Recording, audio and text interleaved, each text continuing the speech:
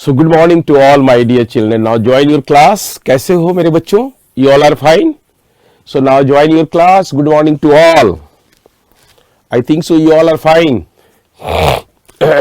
कैसे हो मेरे प्यारे बच्चों? You all are fine.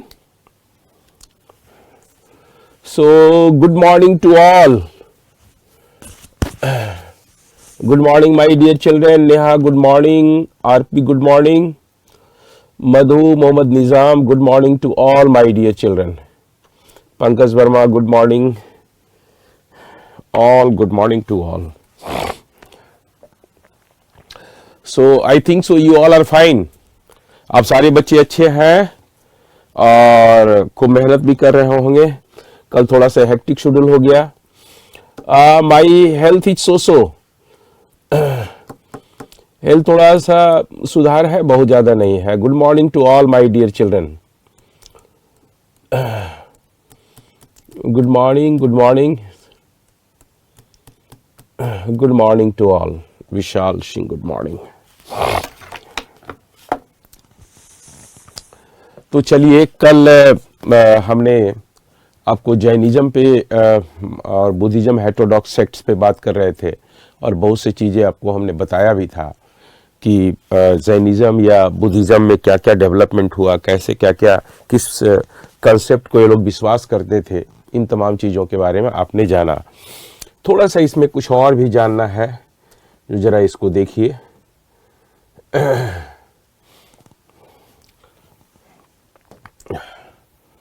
ये आपको मैंने बता दिया था कि त्रिरत्न, जैन धर्म में त्रिरत्न माना गया है. राइट नॉलेज, राइट एक्शन, कभी कभी राइट कंडक्ट अथवा फेथ दे देता है, तो इसलिए इसको आप ध्यान में रखेंगे. और जैन धर्म में 5 महाव्रताज हैं. अच्छा, ये महाव्रत जो है वो खास करके जैन सन्यासियों को फॉलो करना पड़ता है, जिसमें झूठ मत बोलो, चोरी मत करो, धन संचय मत करो, और उसी तरह से किसी की हत्या नहीं करो और ब्रह्मचर्य पालन करो. इसमें एक प्रकार से क्वेश्चन पूछता है कि फर्स्ट 4 महाव्रता किसने दिया था? तो ये पार्श्वनाथ ने दिया था. और ये क्वेश्चन पूछता है कि महावीर ने किस महाव्रत को जोड़ा था? तो ब्रह्मचर्य पालन करो, ये आपका जोड़ा था महावीर ने. तो इसमें ऐसे भी क्वेश्चन आपसे पूछ देगा, इसीलिए हमने इसको अलग से डिफाइन कर दिया है. अच्छा, अब आप देखिए मेरे बच्चों,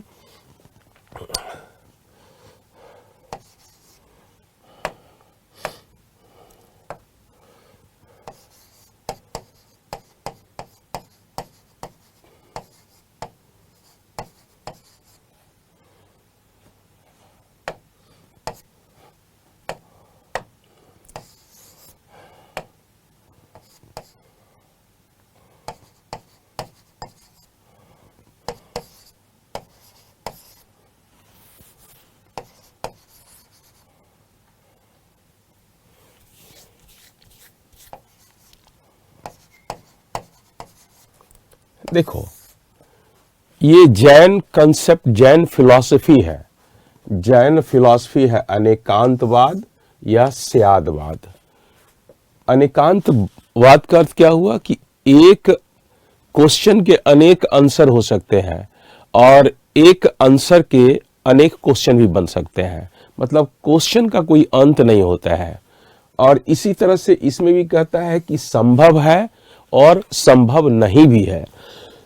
तो these are the Jaina philosophy.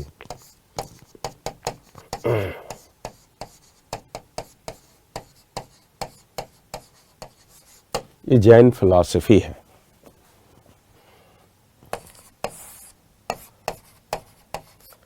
काया कलेश,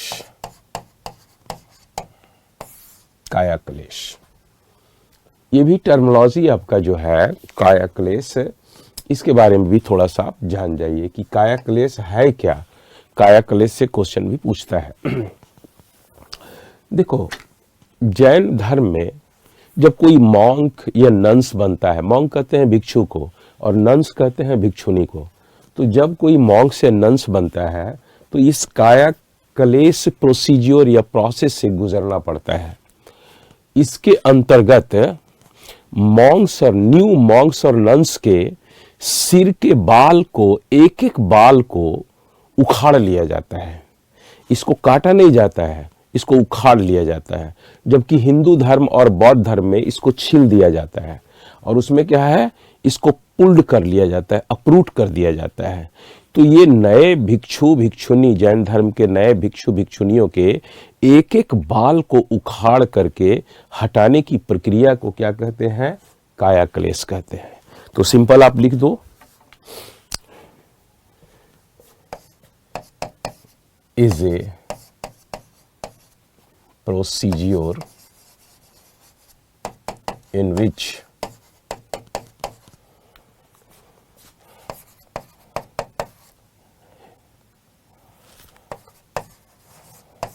hairs of heads of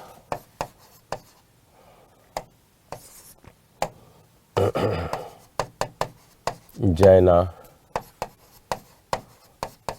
monks and nuns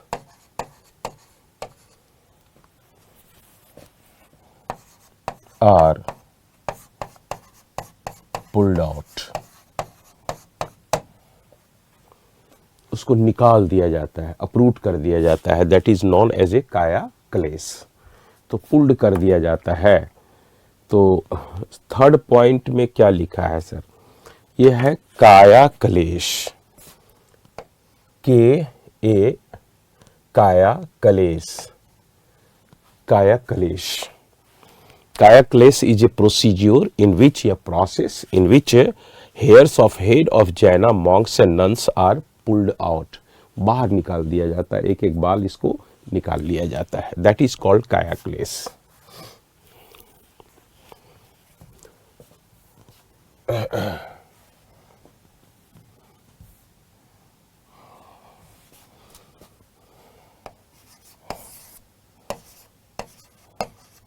संथारा अथवा समलेखना,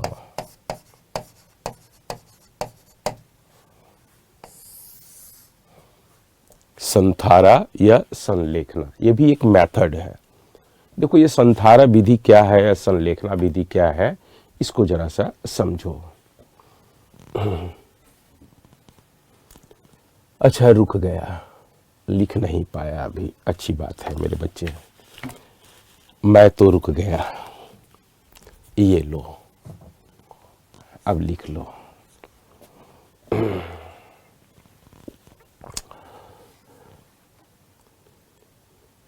पॉसिबिलिटी और नॉन पॉसिबिलिटी, स्यादवाद, इट माइट बी और इट माइट नॉट बी।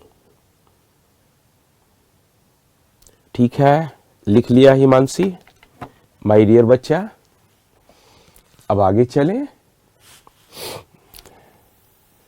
देखो ये संथारा या संलेखना, ये भी एक मेथड है, एक सिस्टम है, एक कस्टम है जैन धर्म में। ये क्या है, संथारा या संलेखना, जरा इसको समझो और फिर मैं आगे बताऊंगा। जब जैन धर्म में कोई व्यक्ति बुजुर्ग हो जाता है, बूढ़ा हो जाता है, ऑक्टोजेनेरियन हो जाता है, सेक्टोजेनेरियन हो जाता है, 80 साल का हो जाता है या 100 साल का होने का रहता है, तो वैसे बूढ़े लोग, चाहे वो सन्यासी हो चाहे आपके फॉलोअर्स हों, उस सबसे पहले वो अनाज खाना बंद कर देता है, उसके बाद पानी पीना बंद कर देता है और अन्न जल को त्याग कर मृत्यु को प्राप्त करना ही संथारा या संलेखना विधि है। तो जब ये संथारा और संलेखना विधि हमारे जैन कम्युनिटी में ये प्रिवेल्ड कर रहा था, ये अभी भी कर रहा है, तो राजस्थान के कुछ लोगों ने हाईकोर्ट में केस किया कि ये जैन के परिवार लोग जानबूझ करके परिवार को मार देता है बुजुर्ग व्यक्ति को, ताकि उसकी संपत्ति जो है उसके कब्जे में आ जाए। हाईकोर्ट ने डिसीजन दिया कि ये संथारा विधि को बंद कर दिया जाए। फिर जैन कम्युनिटी के लोगों ने इसे सुप्रीम कोर्ट में अपील किया। सुप्रीम कोर्ट में अपील किया और कहा कि ये हमारा फंडामेंटल राइट है, ये कल्चरल राइट है हमारा, और ये वायलेशन है हमारे कल्चरल राइट का। इसलिए ये हमें जो है संथारा विधि जो है हमें प्रिवेल्ड करने के लिए, हमेशा हमारे समाज में ये जारी रहे, ये आप जो है निर्णय दें। सुप्रीम कोर्ट ने 2017-18 में एक डिसीजन लाया। उसमें कहा कि समाज का कोई भी व्यक्ति यदि असाध्य रोग से बीमार है, इन्फेक्शस डिजीज है, कैंसर है, कोई ऐसा बीमारी है जिससे वो उससे मुक्त नहीं हो पा रहा है, या उसके प्राण नहीं निकल रहे हैं, तो ऐसे में वो इच्छा मृत्यु प्राप्त कर सकता है। इसके लिए है क्या कि फैमिली मेंबर जो उसको लाइफ सपोर्ट देता है उसको बंद कर देना चाहिए और घर में रख करके उसे जो है आराम से सेवा करते हुए उसे रखना चाहिए, और उसके बाद शरीर को त्याग देता है। अर्थात इच्छा मृत्यु, पैसिव यूथनेशिया देने की बात सुप्रीम कोर्ट ने कहा। तो यूथनेशिया दो प्रकार का होता है, एक पैसिव यूथनेशिया, एक आपका जो होता है एक्टिव यूथनेशिया। तो एक्टिव यूथनेशिया में क्या है, सीधे इंजेक्शन दिया जहर का और उसके बाद वो मर गया। खास करके विदेशों में प्रचलित है, इंडिया में प्रचलित नहीं है। पैसिव यूथनेशिया है कि लाइफ सपोर्ट उसको जो है मेडिसिन उसको देना बंद कर दें और उसके बाद उसका देहांत हो सकता है। तो इस तरह से सुप्रीम कोर्ट ने इसको दे दिया ऑर्डर कि भाई ठीक है, आप संथारा विधि कर सकते हैं। संथारा विधि कोई आज का प्रोसीजर नहीं है, ये प्राचीन काल से ही चला आ रहा है और बड़े बड़े राजा महाराजा ने भी इसको किया था जो जैन धर्म को फॉलो करता था। जैसे आपको मैं बताऊंगा, चंद्रगुप्त प्रथम का नाम आपने सुना होगा, जो मौर्य राजवंश का संस्थापक था, मौर्य डायनेस्टी का फाउंडर था। चंद्रगुप्त मौर्य ने जैन धर्म का प्रचार प्रसार करते हुए श्रवणबेलगोला कर्नाटक में संथारा विधि से अपना प्राण त्यागा था, श्रवणबेलगोला में ही। उसी तरह से राष्ट्रकूट राजवंश का दो शासक हुए, नरसिम्हा द्वितीय और इंदिरा फोर्थ। राष्ट्रकूट राजवंश का मेडाइवल पीरियड के दो शासक थे। ये भी जैन धर्म के उपासक थे, फॉलोवर थे, और उन्होंने भी संथारा विधि के द्वारा प्राण को त्यागा था।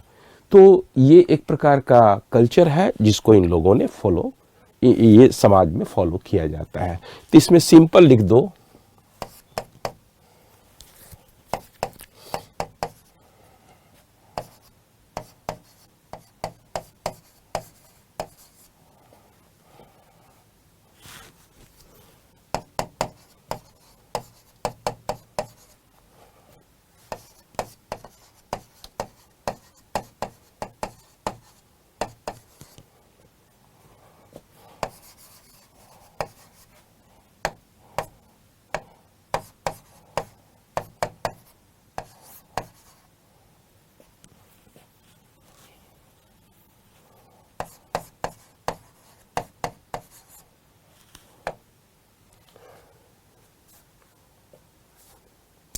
ये एक प्रकार का मेथड है, ठीक है। ये क्या है, एक प्रकार का मेथड है जिसमें अन्न और जल को त्याग करके मृत्यु प्राप्त करने का होता है, फॉलोड किया जाता है, ठीक है। In which starvation to death is followed, ठीक है। तो इसमें स्टारवेशन टू डेथ, ये ध्यान रखना, इसको कहते हैं संथारा विधि को स्टारवेशन टू डेथ। बहुत सी चीज इसमें आप जान गए हैं। तो चलिए हम आगे चलते हैं थोड़ा सा अब आगे, और मेरे बच्चों यूथनेशिया बिल्कुल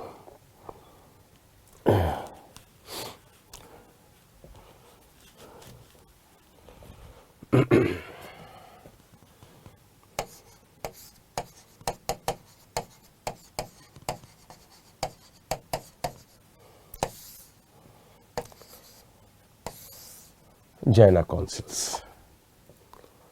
तो देखो, जैना काउंसिल्स दो इंपॉर्टेंट काउंसिल्स हुए थे इसमें।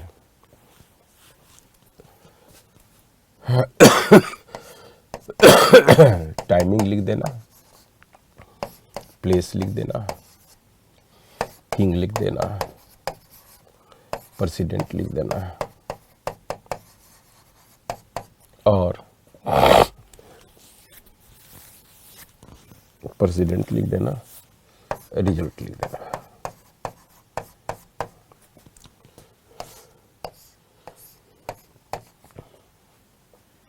ठीक है, तो आप लिखिए, ये हुआ था फर्स्ट जाइना काउंसिल, फर्स्ट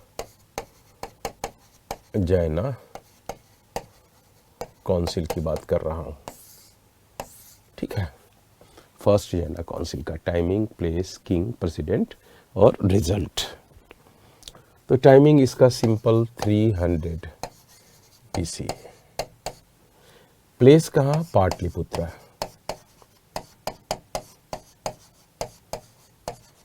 बिहार। किंग कौन था? चंद्र गुप्त मौर्य। प्रेसिडेंट कौन थे?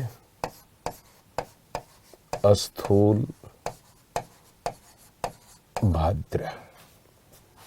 तो इसको लिखते जाइए, बहुत सिंपल वे में आपको जाना है मेरे बच्चों। अब 80 ईयर्स भी लिखेंगे, कोई ज़रूरत नहीं है। जब बुजुर्ग हो जाते हैं तब इसमें ज़रूरत पड़ती है। सर लास्ट पेज लिखना प्लीज़।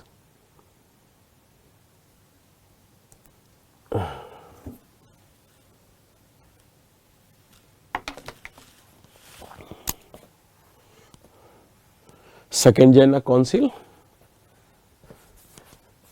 कब हुआ था? 300 BC में। प्लेस कहाँ है? पाटलिपुत्र बिहार में। राजा कौन था? चंद्रगुप्त मौर्य था। प्रेसिडेंट कौन था? स्थूल भद्र था। स्थूल, STHULBHADRA, स्थूल भद्र। अच्छा, इसका रिजल्ट क्या निकला? सॉरी,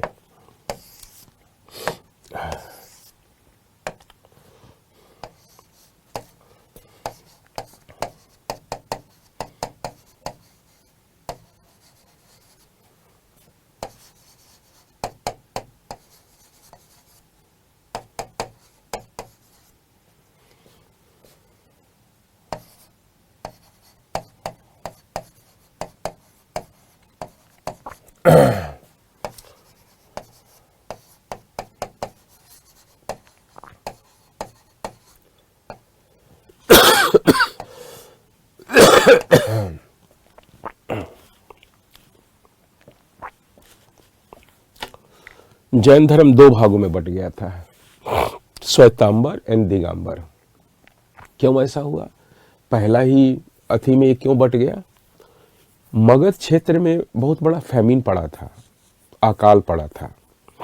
तो अकाल से बचने के लिए कुछ जैन संत भाग करके दक्षिण भारत चले गए और कुछ लोग यहीं रह करके जैन नियमों का फॉलो करते रहे। जब वहां से लोग आए तो फर्स्ट जैना काउंसिल हुआ और उनसे लोगों ने पूछा कि जो जैन साहित्य है, पर्व है, वो 14 पर्व के बारे में बताओ। लेकिन वो 14 पर्व के बारे में नहीं बता पाए। स्थिति ये हुई कि आपस में मतभेद पैदा हो गया जैन संतों में और ये दो भाग में बट गए। जो उत्तर भारत में मगध क्षेत्र में रहे वो श्वेतांबर कहलाए और जो दक्षिण भारत से आए थे या दक्षिण भारत में प्रचलित हुआ ये आपके दिगंबर कहलाए। तो both sects of Jainism are still existing. ये दोनों सेक्ट्स आज भी प्रचलित हैं। तो इसको लिख लीजिए।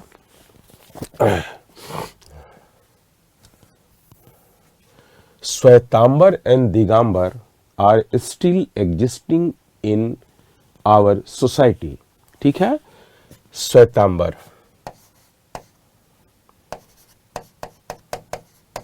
existing in the North India.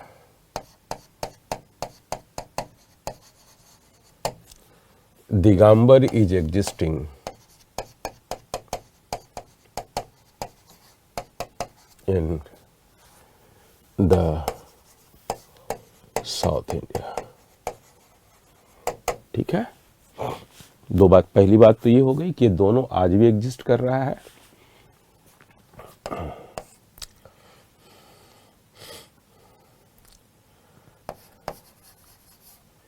They, I mean the followers of Shwetambar, they follow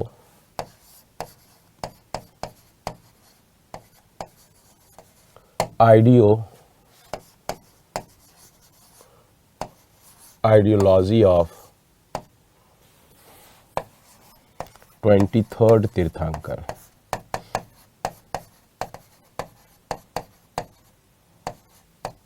Parshvanath.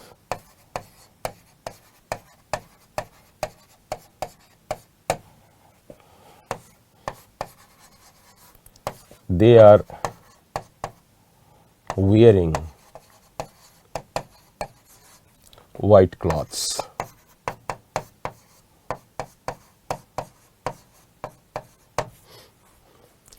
ये लोग पार्श्वनाथ के अनुयायी हैं और ये सफेद वस्त्र पहनते हैं, मुंह पे कपड़ा रखते हैं, मुंह पे भी कपड़ा रखते हैं। पीस ऑफ माउथ है इज ऑल्सो कैप्ट, स्ट्रिक्टली है कि इंसेक्ट की भी मृत्यु नहीं होनी चाहिए, तो ये आपका कपड़ा रखते हैं।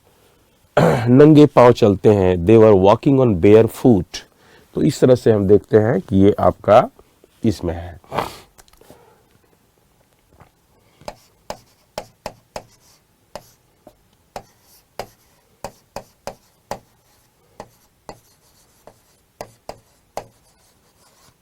They follow ideology of Mahavir।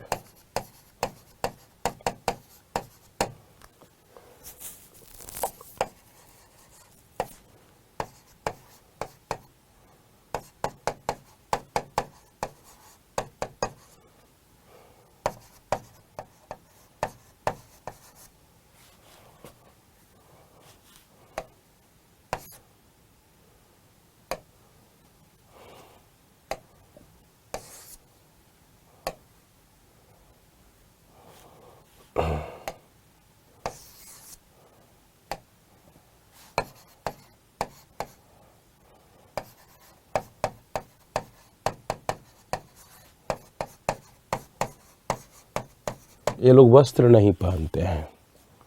ठीक है, तो आपने देखा कि इस तरह से ये लोग के बारे में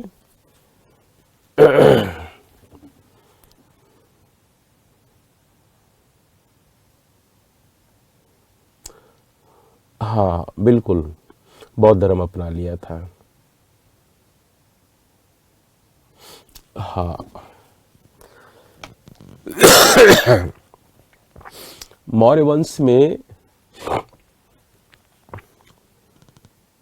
चंद्रगुप्त मौर्य जो मौर्य वंश का संस्थापक था वो जैन धर्म को मानते थे। चंद्रगुप्त मौर्य का बेटा था बिंदुसार, वो आजीवक धर्म को मानता था। और बिंदुसार का बेटा था अशोक, अर्थात चंद्रगुप्त मौर्य का पोता, ग्रैंड सन, वो बुद्धिज्म को फॉलो करता था। फिर दशरथ था, दशरथ नाम का व्यक्ति, वो भी बुद्धिज्म को फॉलो करता था। और उसमें और भी हुए शासक जो जैन धर्म को मानते थे। तो अलग अलग समय में अलग अलग राजा में इसमें कुछ फॉलो किया और पैट्रोनेज दिया इन तीनों धर्मों को। तो इस तरह से हमने देखा कि कैसे इसमें होता था।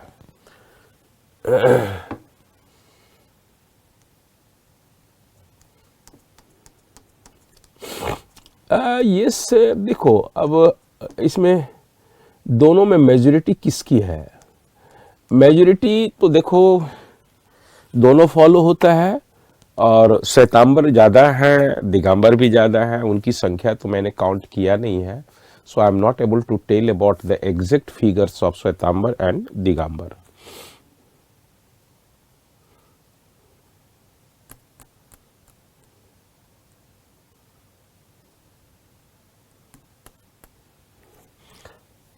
अब आप लोग मुझे बैक साइड मत ले जाइए, आप यहाँ देखिए, फिर मैं आपको बाद में दिखा देता हूँ।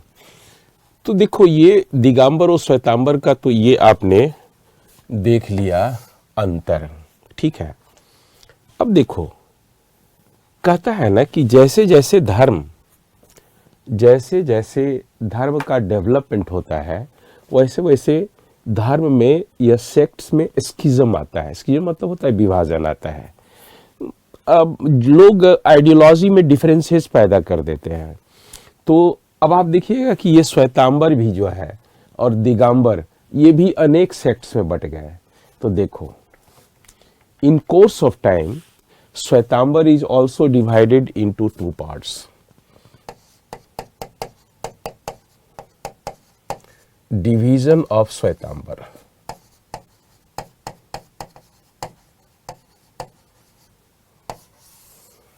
ये दो भाग में बट गया।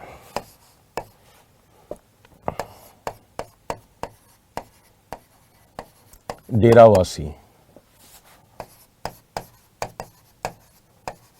स्नातक, स्थानक वासी, ये दो भाग में बट गया। बाद में आगे चलते हुए डेरावासी और स्थानकवासी में। डेरावासी ये आइडल वर्शिपर है।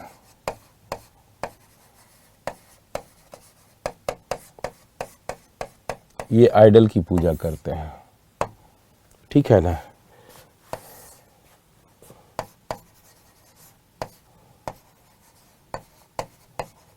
They worship monks and nuns.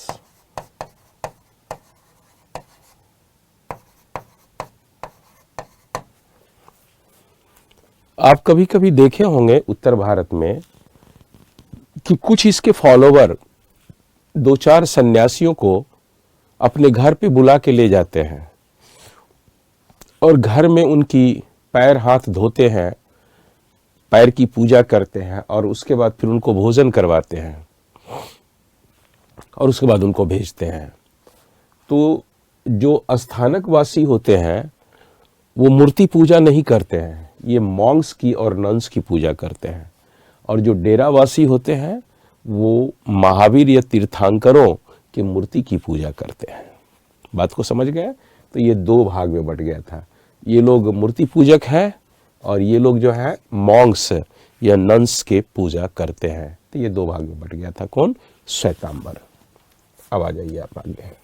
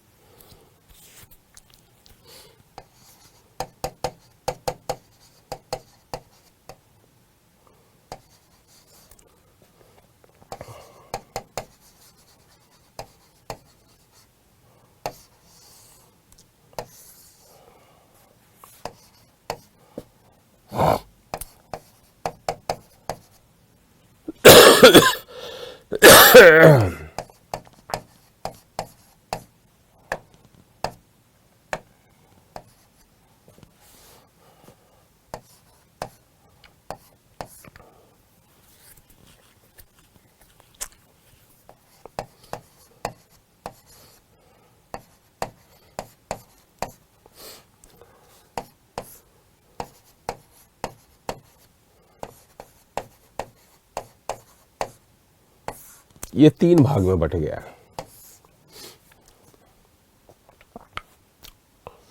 ये तीन भाग में बिसा पंथ, तेरा पंथ और तारन पंथ, ये तीन भाग में आज एग्जिस्ट करता है दिगंबर।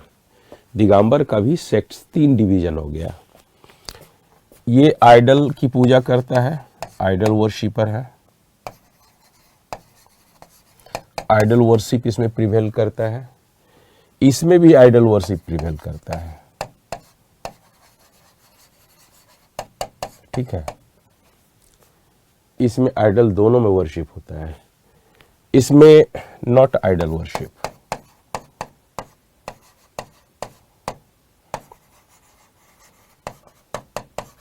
वर्शिप इसमें आइडल वर्शिप नहीं है। इसमें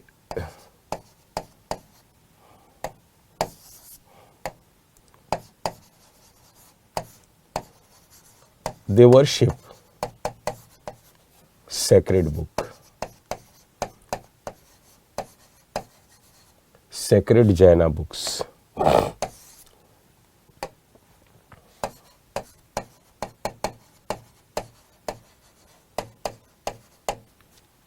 ठीक है, और ये बहुत ही रेडिकल आपका सेक्ट है जैन धर्म का.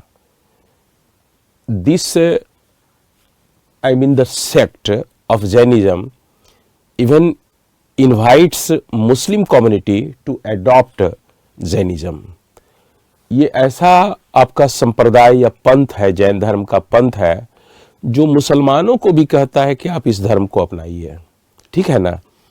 तो ये सारे कम्युनिटी, दैट मीन्स कि जितने भी कम्युनिटी, क्रिश्चियन हो, इस्लाम हो, हिंदू हो, किसी भी व्यक्ति के, किसी भी धर्म या संप्रदाय के कम्युनिटी को अपने यहाँ जो है स्थान देता है, और वो मुसलमानों को भी प्रोत्साहित करता है कि एडॉप्ट कीजिए हमारे धर्म को.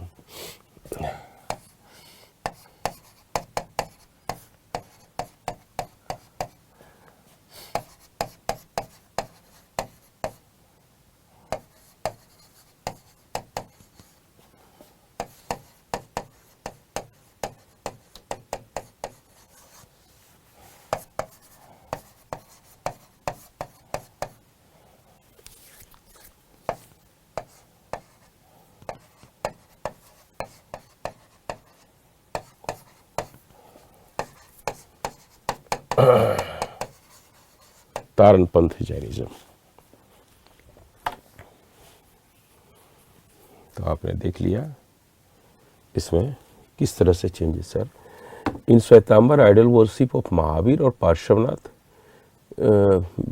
they don't follow Mahavir, they follow Parshvanath. Of course, I'm just telling about the Tirthankaras. So Mahavir is a 24th Tirthankar, okay, and Parshvanath is a 23rd Tirthankar. So the total Tirthankars are worshipped even in Shwetambar as well as in Digambar. So you don't think about that. Take for example, I am just giving one of the example of Mallinath. Mallinath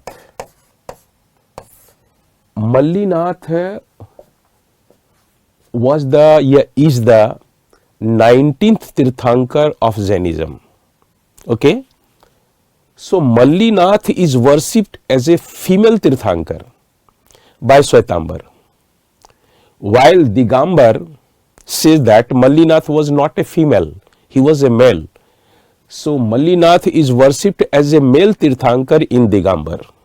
Understood? But both, sects worshipping Mallinath. Shwetambar is worshipping Mallinath as a female Tirthankar, while Digambar is worshipping Mallinath as a male Tirthankar. अब ये दिगंबर कहता है कि कोई महिला तीर्थंकर हो ही नहीं सकती, जबकि श्वेतांबर कहता है कि नहीं, महिला भी तीर्थंकर हो सकती है. तो महिला मल्लीनाथ को महिला के रूप में इनकी पूजा होती है. मल्लीनाथ जो 19 तीर्थंकर है, श्वेतांबर लोग करते हैं, और दिगंबर लोग जो है वो इन्हें पुरुष के रूप में जो है इनकी पूजा करते हैं. क्लियर हो गया? तो इस तरह से ये सारे तीर्थंकर की पूजा श्वेतांबर भी करते हैं, दिगंबर भी करते हैं, लेकिन पार्श्वनाथ के आइडियोलॉजी को फॉलो करते हैं. वो कहते थे कि कपड़ा पहनना चाहिए, अपने जो प्राइवेट बॉडीज या private parts of the body है उसको ढक के रखना चाहिए, या आपके मुंह को भी ढक के रखना चाहिए ताकि कोई इंसेक्ट अंदर प्रवेश न करे. जबकि महावीर का कहना था कि जब हम लोभ, दोष, मोह, ईर्ष्या, किसी के प्रति चाह, जब हम सबको खत्म कर दिए, हम जीन हो गए, वीनर हो गए, तो फिर हमें वस्त्र की क्या जरूरत है? इसकी भी जरूरत नहीं है. हम किसी तरह रहें. तो ये नागा साधु वाला विचारधारा को अपनाते हैं. तो इस तरह से ये आइडियोलॉजी है. But Tirthankars are worshipped by both sects, even by the Shwetambar as well as Digambar. बात को समझ गया होगा?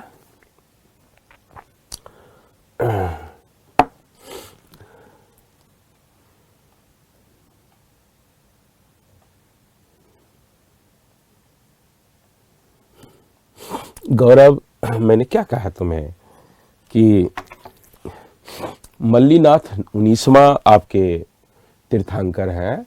श्वेतांबर लोग इनको महिला के रूप में तीर्थंकर मानते हैं कि ये महिला थीं और तीर्थंकर थीं, जबकि मल्लीनाथ को दिगंबर वाले कहते हैं कि नहीं, वो पुरुष थे और तीर्थंकर थे। बस इतना ही दिमाग में रखो। इनकी पूजा इस तरह से होती है। पीतांबर तो नहीं है मेरे भैया। अभिजीत द्विवेदी, कहां से तुम पीतांबर ले आया मेरे बच्चे? पीतांबर तो तुम्हें बेसिकली एक वस्त्र है जो विष्णु को बहुत ज्यादा प्रिय है, पीतांबर पहनाया जाता है। तो ये हिंदू धर्म में पीतांबर है, विष्णु की वस्त्र के रूप में देखा जाता है। ये जैन धर्म में नहीं है। बात को समझा? तो उसको यहां पे क्यों लाए? अब चलो, अब ये सारी बातें हटाओ, ये बहुत सी चीजें बता दिया इसमें।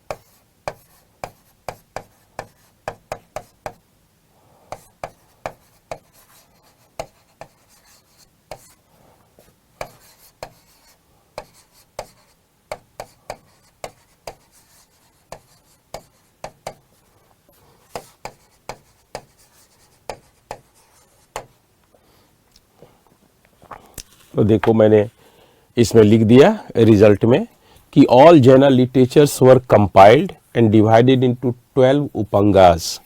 These upangas, I mean the sub chapters, were written in Prakrit language और अर्धमागधी लैंग्वेज, और कंपाइल किया गया भरवली, जितना लोगों को याद उस जैन संतों का था उस सब को कंपाइल किया गया और फिर उसे लिख दिया गया प्राकृत भाषा में। ये इसी में हुआ था। ये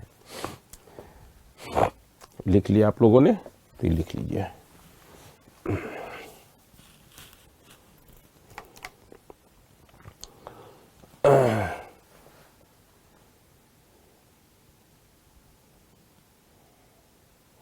श्वेतांबर का डिवीजन है डेरावासी और स्थानकवासी।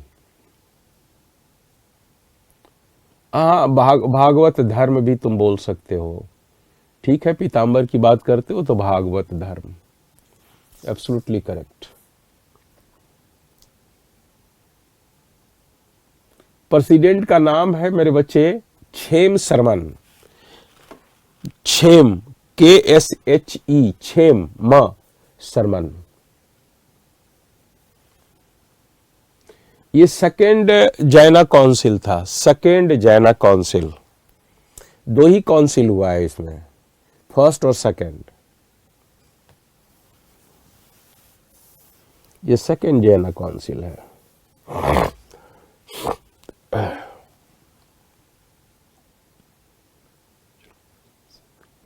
ओके,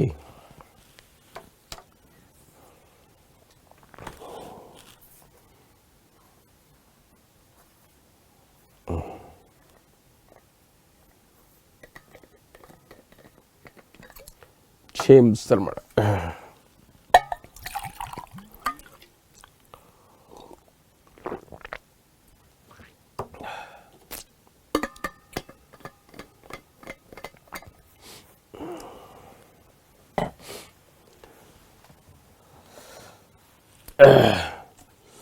सर ये चाणक्य वाले चंद्रगुप्त हैं। चाणक्य कहाँ लिखा मेरे भैया वीर जैन जी? सर ये चाणक्य वाले चंद्रगुप्त हैं। हाँ, चाणक्य वाले ही चाणक्य उनके मंत्री थे, वही चंद्रगुप्त मौर्य। किंग का नाम नहीं आता इसलिए मैंने त्र्यंबक डायनेस्टी लिख दिया है। त्र्यंबक डायनेस्टी, किंग का नाम नहीं आता है बेटा। तो चलो आगे। किंग का नाम नहीं आता है।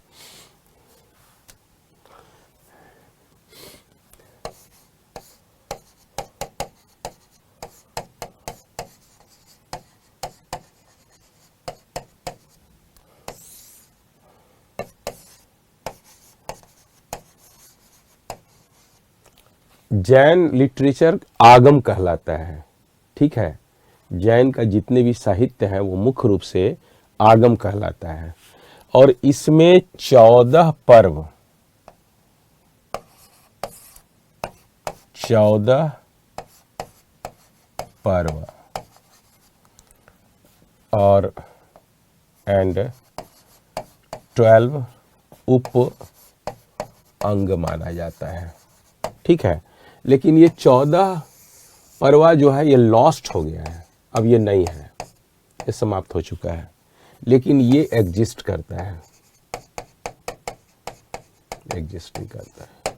ये सारे जो है ये आगम कहलाएंगे। ठीक है ना? अच्छा, तीसरा इंपॉर्टेंट सूत्र आपका है भगवती सूत्र।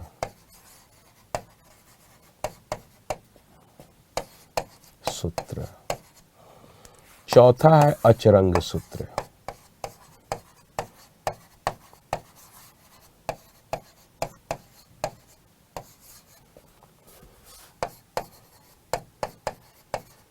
Most sacred book. सेक्रेड का अर्थ होता है पवित्र बुक्स। ठीक है, ये दोनों।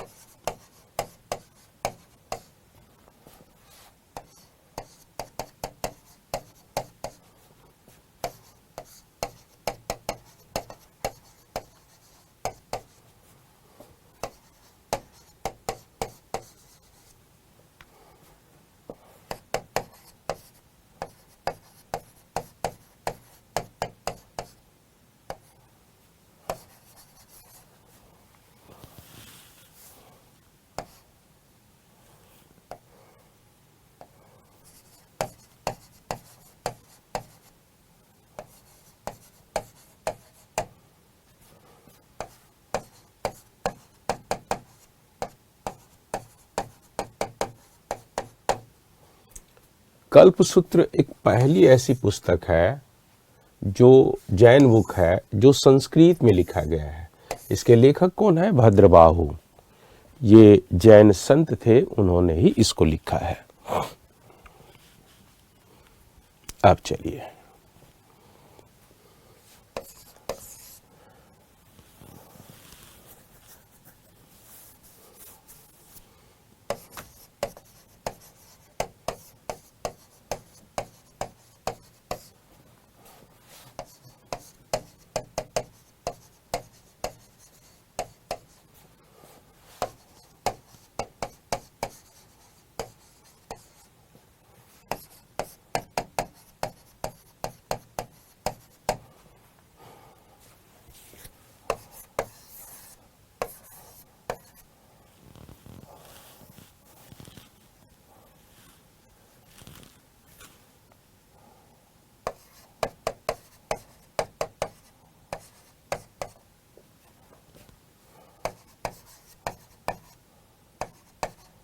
परिशिष्ट पर्वन।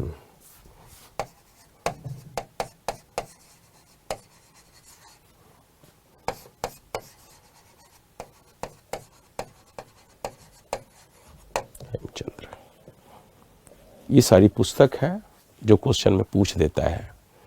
आदि पुराण जैन बुक है, जैन ग्रंथ है, जैन टेक्स्ट है। परिशिष्ट पर्वन हेमचंद्र ने लिखा था, ये भी जैन है। ये सेकेंड जैना काउंसिल में नहीं, बाद में लिखा गया है ये सब। ये मैं आपको लिटरेचर का नाम लिखा दिया है। तो इस तरह से आपने देख लिया। अब हम आगे चलें। बहुत सी चीज़ें आपको बता दिए। अब थोड़ा हम लोग इसको लिख भी लो।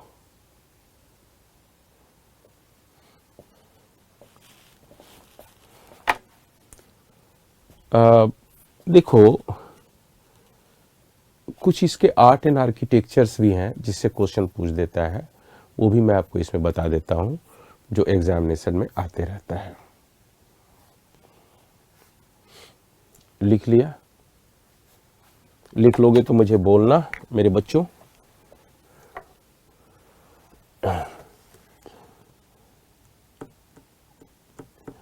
उपअंगा या अंग भी कहते हैं कहीं। प्रियवंश वर्मा, संतोष सर प्रीलिम्स एग्जाम है, इतना डीप पूछ सकता है जैनिज्म में? देखो संतोष, मैंने तुमको ये लिख दिया, समझा दिया, तुम इसको समझ गए तो इट्स बेटर फॉर यू। कहीं यदि कोई डीप भी पूछ दिया तो तुम्हारे पास नॉलेज होगा। इससे ज़्यादा हमें इसके अंदर गया कहाँ, इसके अंदर बहुत छोड़ दिया हूँ, बहुत सी बातें छोड़ दिया हूँ।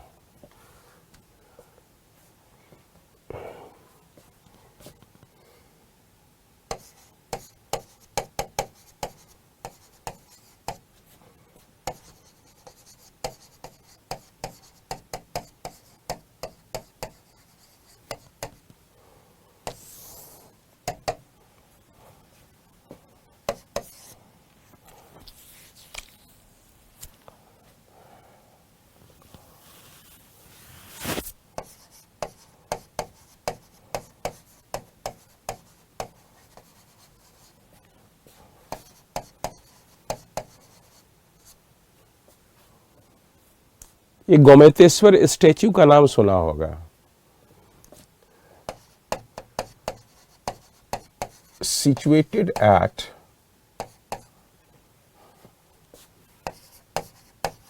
श्रवण बेल गोला, कर्नाटका।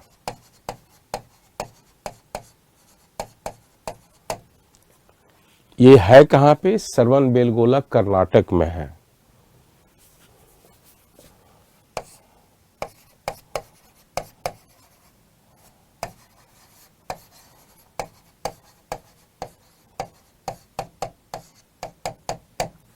ये बाहुबली जी का स्टैच्यू है। ये कटप्पा वाले बाहुबली जी नहीं है, ये आदिनाथ प्रथम तीर्थंकर के पुत्र हैं, उनका ये स्टैच्यू बनाया गया है। ठीक है, ये 56 फीट ऊंचा है, इसकी हाइट है। ठीक है। इसकी हाइट है 56 फीट, ठीक है। इसको बिल्ट किसने किया था? Built by Chamunda Rai, minister of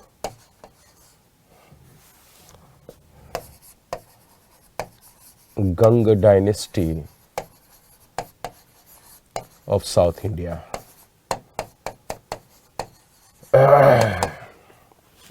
इन्होंने ही बनाया था, चामुंडा राय। स्वयं जैन धर्म को मानते थे, मिनिस्टर भी थे ये। तो ये बाहुबली जी की मूर्ति हो गया। इससे भी क्वेश्चन पूछता है गोमतेश्वर स्टैच्यू। यहाँ एक होता है प्रत्येक 12 साल के बाद महामस्तिका अभिषेक, जिससे आपने देखा होगा टीवी वगैरह पे, बहुत बड़ी मूर्ति है, उस पे दूध से उनको नहलाया जाता है उस मूर्ति को। इसको कहते हैं महामस्तिका अभिषेक। अब चलिए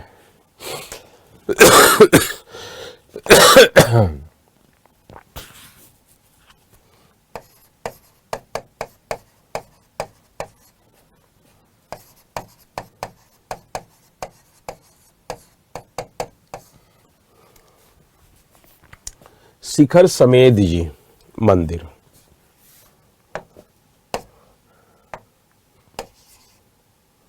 शिखर समेत जी,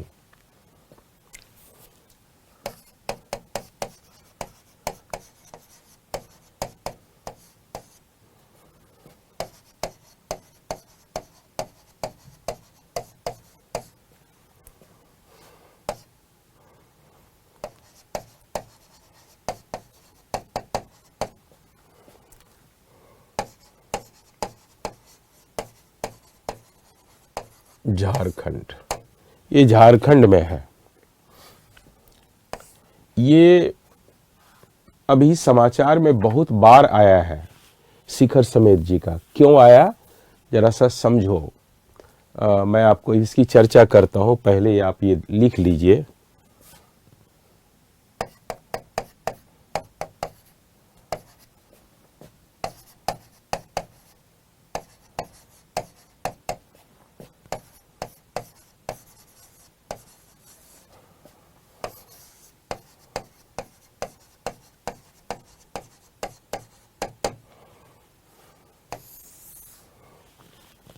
देखो, ये 23वां तीर्थंकर पार्श्वनाथ का समाधि स्थल है शिखर समेत। ये आपका गिरिडीह डिस्ट्रिक्ट हजारीबाग रोड के पास एक माउंटेन है, झारखंड का सबसे बड़ा, सबसे ऊंची चोटी वाला माउंटेन है।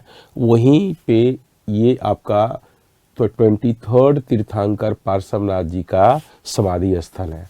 कहा जाता है कि यहाँ पे ये तपस्या करते करते इनका शरीर गलना शुरू हो गया, नीचे से कीड़ा पकड़ना शुरू होगा और पूरा कीड़ा खा गया, उनको पता ही नहीं चला, और वहीं पे इन्होंने जो है समाधि ले लिए। तो ये इतने बड़े तपस्वी थे। वैसे बेसिकली ये बनारस के क्षत्रिय परिवार से थे और ये जैन धर्म को अपना लिए थे। ये प्रसिद्ध जगह क्यों है? क्योंकि झारखंड सरकार और भारत सरकार ने, ये कल्चरल पार्ट है, और कल्चर जो होता है कंकरेंट लिस्ट में है। पॉलिटिकल साइंस में आप पढ़िएगा, कॉन्स्टिट्यूशन, हमारे कॉन्स्टिट्यूशन के कंकरेंट लिस्ट में कल्चर होता है। तो झारखंड गवर्नमेंट और भारत सरकार ने इस स्थल को टूरिस्ट प्लेस घोषित कर दिया, जबकि ये जैनियों का रिलीजियस प्लेस है। टूरिज्म को बढ़ावा देने के लिए इसको टूरिस्ट प्लेस घोषित कर दिया। तो जब कोई टूरिस्ट प्लेस बनता है तो बड़े बड़े होटल बनने लगते हैं, और जब होटल होगा तो मांस मदिरा की शुरुआत हो जाएगा। तो जैन संतों में मांस मदिरा वर्जित है, प्रोहिबिशन है। तो गुजरात के कुछ संतों ने इसका विरोध कर दिया और फास्ट अनटू डेथ की शुरुआत कर दिया, जिसमें 2 से अधिक जैन संत जो है आमरण अनशन करते हुए मर गए थे। बाद में सरकार ने जो कानून पास किया था उसको वापस ले लिया और यहाँ पे टूरिस्ट प्लेस घोषित नहीं किया गया और इसको रोक दिया गया, ये रिलीजियस प्लेस ही रखा गया इसको। इसलिए आपको इसके बारे में आपको मैंने बता दिया।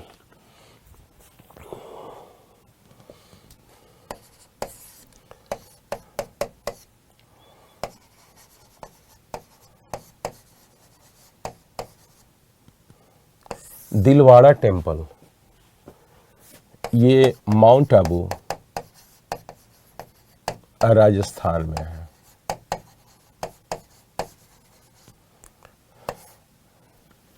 ये आदिनाथ और नेमिनाथ का मंदिर है, टेम्पल से, ठीक है, आदिनाथ और नेमिनाथ का। इसके ये प्योर वाइट मार्बल टेम्पल है, शुद्ध सफेद संगमरमर से इसको बनाया गया है, ठीक है। और ये बनाया कौन था? Built bye Tejpal and Vastupal.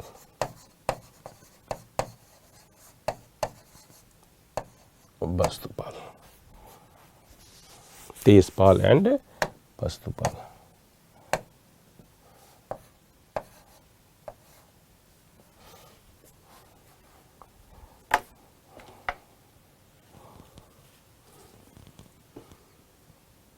ये लगभग 2 साल या 3 साल पहले की बात है, शिखर समेत।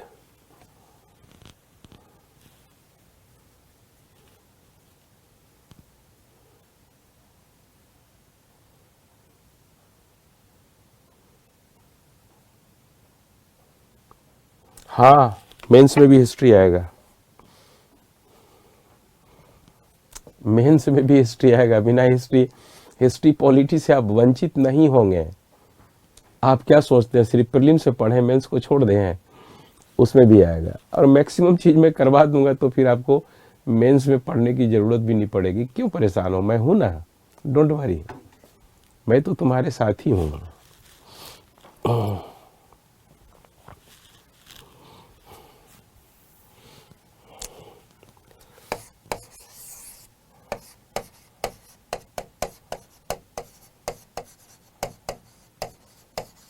कृतीय स्तंभ,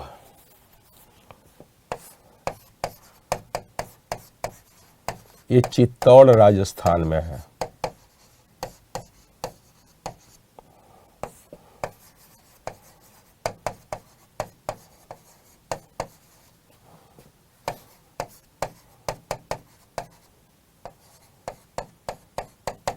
ये जैन धर्म को जो है समर्पित किया गया है।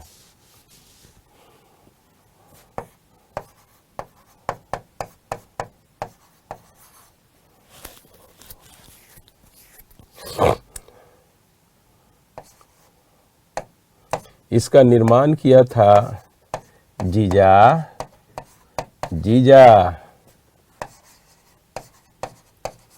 भागरेवाल।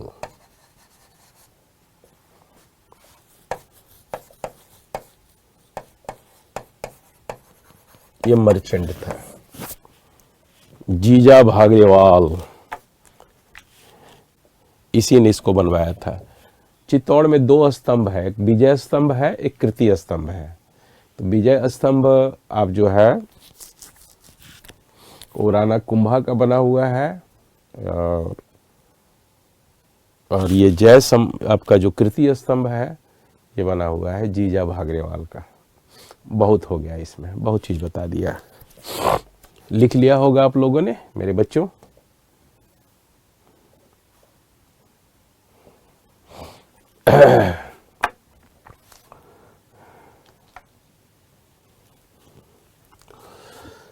सर बुद्धिज्म का भी बताएंगे? हो गया, बुद्धिज्म में तो आपको अभी मौर्य पढ़ाऊंगा तो सब बुद्धिज्म पढ़ाएंगे ही।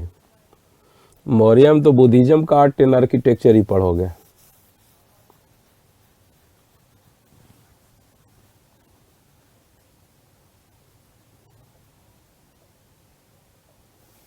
चलो मेरे बच्चे, हो गया, लिख दिया आप लोगों ने? My dear children, have you written? लो मैं बैठ जाता हूं, फट से लिखो और उसके बाद बताओ।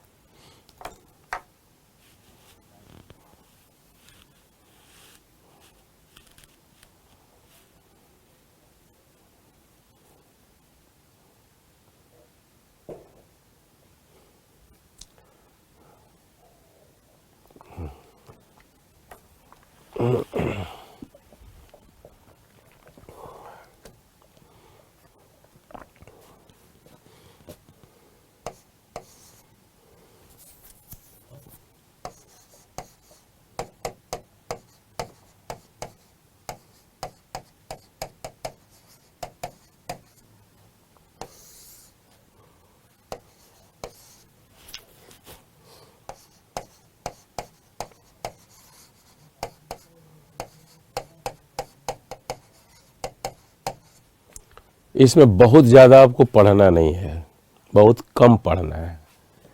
इनकी कोई ग्रंथ नहीं है, कोई पुस्तक नहीं है, तो इसकी जानकारी हमें जो कुछ भी मिलता है बुद्धिस्ट ग्रंथ सुत्त पिटक से मिलता है।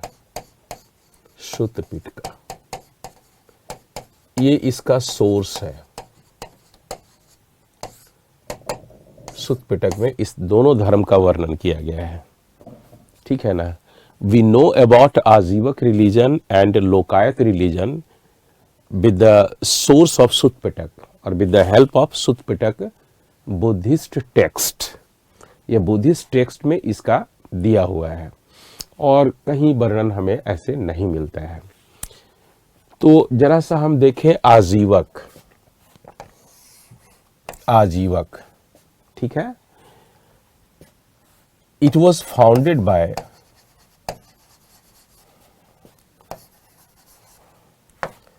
Ajivak religion was founded by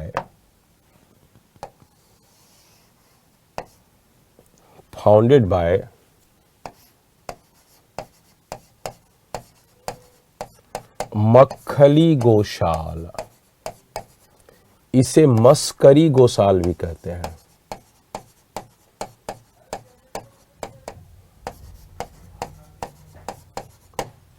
बस ये क्वेश्चन में पूछ देगा कि आजीवक धर्म को किसने इसकी स्थापना किया था। ये खूब आता है एग्जामिनेशन में। तो मखली गोसाल लिखा रहेगा या मस्करी गोसाल लिखा रहेगा, तो दोनों में से कोई एक दिमाग में रखना है। दोनों दिमाग में रखोगे चलेगा। उसको याद रखने के लिए सिर्फ गोशाल याद रखना, गौशाला, समझ में आ जाएगा तुमको। अब देखो, ये धर्म तो सब नास्तिक धर्म थे, लेकिन ये क्या कहता है जरा समझो। मस्करी गोसाल या मक्खली गोसाल कहता है कि एवरीथिंग इज प्री डिटरमाइंड। दुनिया में जितनी भी चीजें हैं वो पहले से ही निर्धारित है। जो भी घटनाएं हैं पहले से निर्धारित है। And no one was able to change it. It cannot be changed by anyone. तुम्हें इंजीनियर बनना है तो बनना है। तुम खूब मेहनत कर रहे हो, तुम्हें पॉलिटिशियन बनना है तो बनना है, क्योंकि ये पहले से ही प्री डिटरमाइंड है। ये कौन कहता है? मक्खली गोसाल कहता है। सो he propounded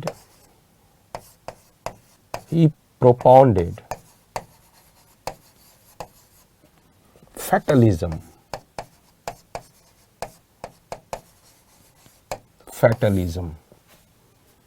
इसने फैटलिज्म, भाग्यवादी सिद्धांत, भाग्यवाद सिद्धांत को प्रोपाउंड किया था। प्रोपाउंड मतलब प्रतिपादित किया था। तो आपने देखा कि इसने कहा कि everything is predetermined, no one can change it. इसे कोई चेंज नहीं कर सकता है। दैट मीन्स ही फॉलोड या ही प्रोपाउंडेड फैटलिज्म, भाग्यवाद पर निर्धारित, भाग्यवादी सिद्धांत पर जो है को इसने प्रोपाउंड किया था, प्रतिपादित किया था।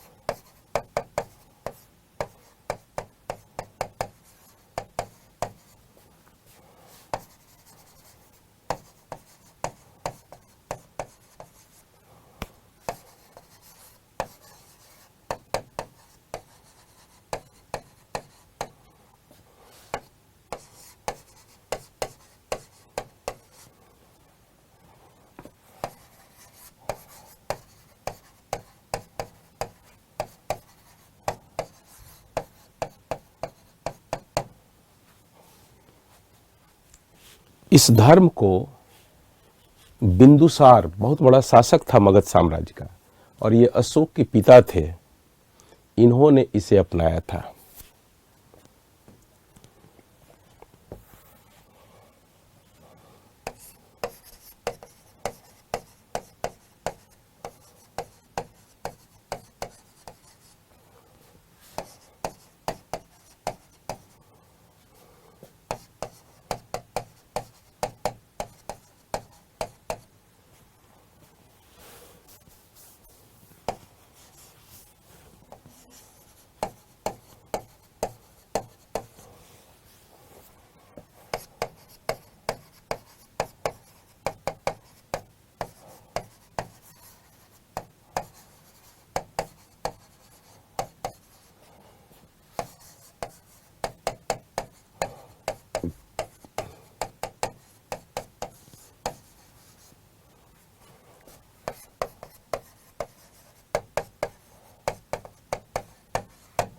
अशोक ने लोमस ऋषि गुफा, ये गुफा का नाम है लोमस ऋषि केव, ये बराबर माउंटेन है गया बिहार में, वहां पे बनवा करके आजीवक संतों को दिया था मेडिटेशन करने के लिए, साधना करने के लिए। तो अशोक ने भी इसको सपोर्ट किया था, लेकिन ये बौद्ध धर्म को मानता था और सभी धर्मों को सम्मान आदर करता था। हो गया, इसमें ज्यादा कुछ नहीं जानना है, तो जरा सा फटाफट लिख दीजिए। अब इससे क्वेश्चन, इतना ही इसमें से क्वेश्चन आता है। Last but not the list. मेरे बच्चों, बहुत तुम लोग मेहनत कर रहे हो,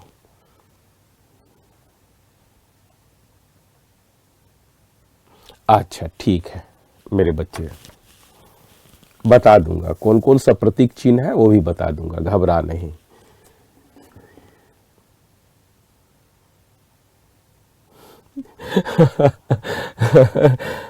नीरज, इसमें बच्चों को ज्यादा लोड नहीं दिया, ठीक बोला तुम। चलो एक रिलीजन और भी तुम्हें बता देता हूं, उसमें तो बिल्कुल लोड नहीं, बड़ा मजा आ जाएगा उस रिलीजन के बारे में जान करके। चलो,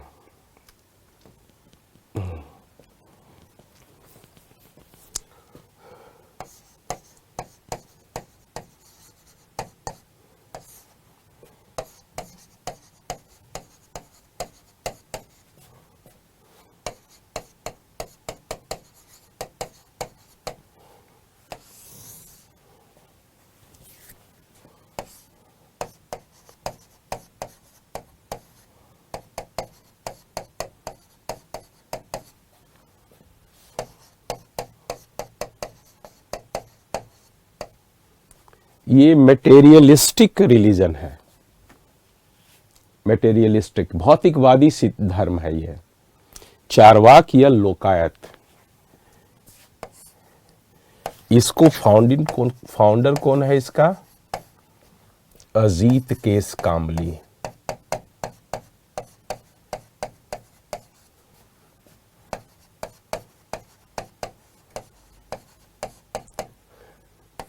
विनोद कामली का नाम रखोगे याद, अजीत केस कामली, यही इनके प्रोपाउंडर हैं।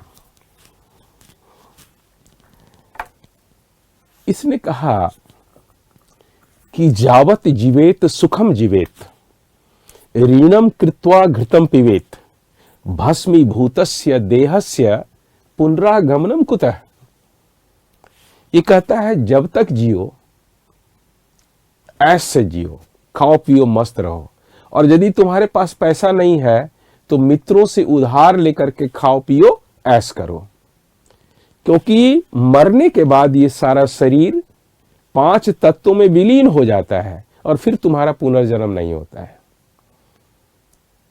तो जब मेरा पुनर्जन्म होगा ही नहीं, ये इतनी अच्छी जिंदगी मिली है तो इसको तो एंजॉय करके हम मरे। तो कहता है जावत जीवेत सुखम जीवेत, बढ़िया से सुखी से जियो। क्यों टेंशन में रहते हो, क्यों परेशान रहते हो कि हमें ये भी चाहिए, ये भी चाहिए, ये भी चाहिए। ऋणम कृत्वा घृतम पिबेत, यदि तुम्हारे पास कुछ भी नहीं है तो मांग लो ना दोस्त से यार कि लाओ यार कुछ पैसा दे दो, देखा जाएगा पैसा होगा तो दे देंगे। भस्मीभूतस्य देहस्य पुनरागमनम कुतः, जब ये शरीर तुम्हारा भस्म हो जाएगा, 5 तत्वों में मिल जाएगा, तो फिर तुम्हारा जन्म कहां होगा? क्यों तुम इसके लिए सोच रहे हो? तो ये धर्म बहुत दिन चला नहीं, क्योंकि उस समय इतने रेडी इसको एक्सेप्ट नहीं किए, लेकिन ये सारा चीजें हमें देखने को मिलता है।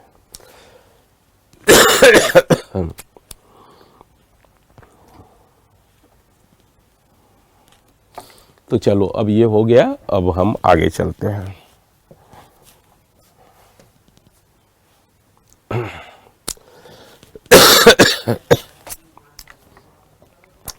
चलो धर्म से निकल गए बाहर। अब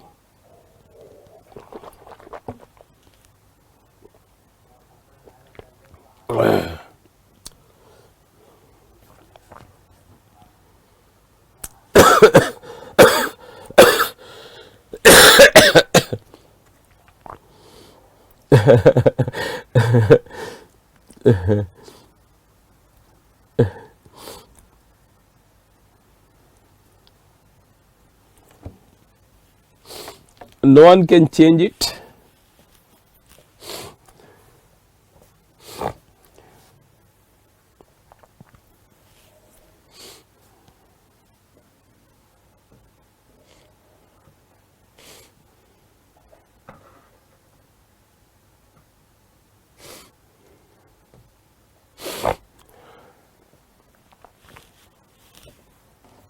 लिख दिया होगा। तब तो इस धर्म को और भी ज्यादा बढ़ावा मिलना चाहिए था सर। बिल्कुल अनजाने में जी रहे हैं।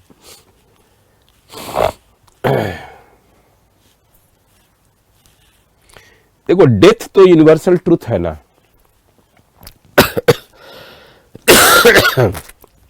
डेथ यूनिवर्सल ट्रूथ है।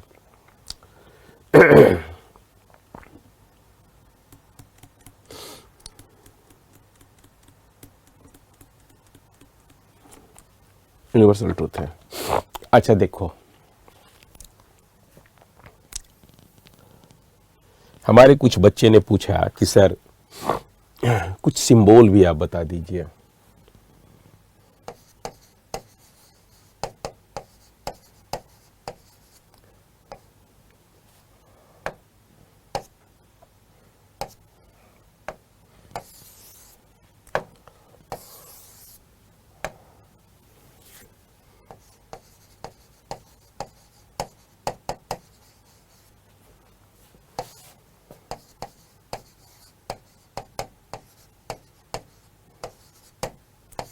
ये सांकेतिक चिन्ह बुद्धिज्म से रिलेटेड।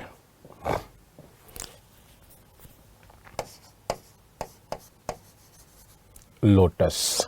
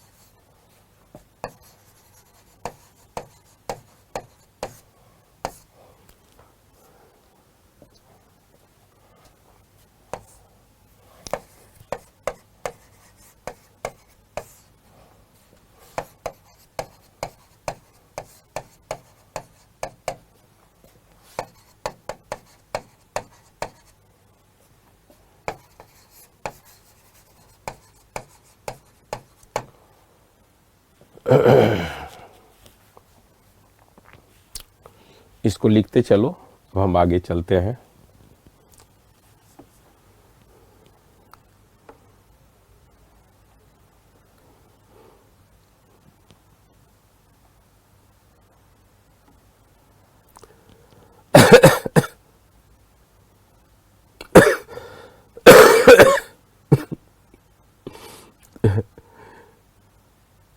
दिशा, चलो तुम बहुत अच्छा प्रश्न पूछी हो। देखो बेटा, पहली बात तो ये से ध्यान रखो, अभी का जो तुम्हारा टाइम है, सारे बच्चों की बात बता रहा हूं, इसको लिख लो। तुम लोग बहुत भावुक हो जाते हो पढ़ाने के दौरान, और चलो भावुक होना भी चाहिए, क्योंकि तुम्हारा भी मैच्योरिटी उसी रूप में है और तुम्हारी सोच बहुत हाई है, दोनों है। तो मैं तुम्हें तो कुछ शिक्षा दूंगा जो जरूरी है तुम्हारे जीवन के लिए। पहले इसको लिख लो, तब मैं एक एक करके बताऊंगा। अभी बहुत ज़्यादा इमोशनल नहीं होना है, अभी तुम्हें बहुत आगे बढ़ना है। Miles to go before you sleep, ये सब समय आता है बाद में।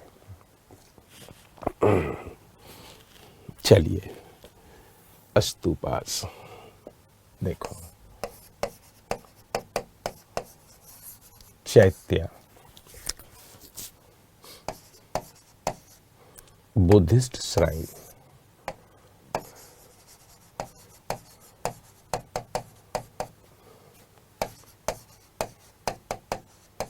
श्राइन,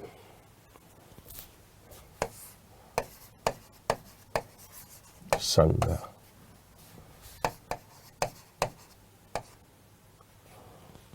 monasteries,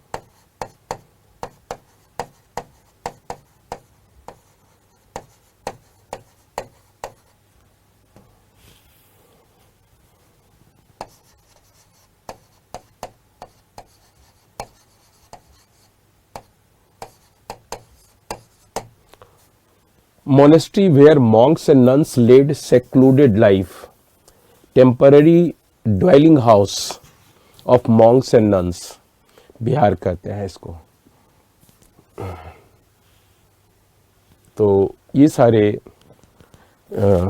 चैत्य का नाम सुना होगा, देखोगे ये सारी चीजें हैं।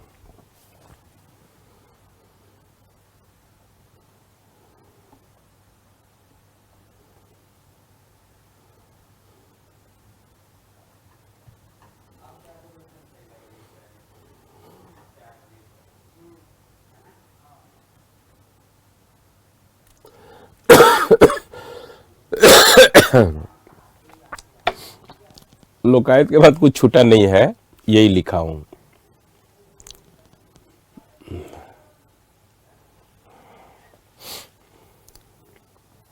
लिख लिया होगा आप लोगों ने।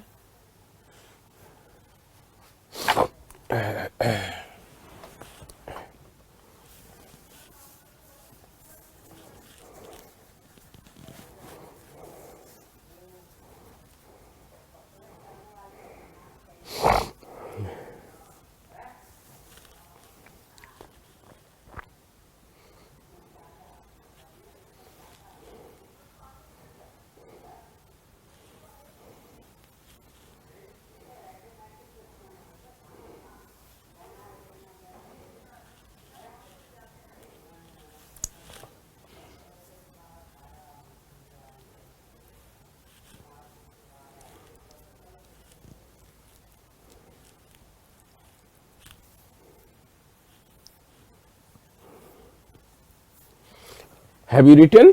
Have you noted? Please tell me. चैत्य,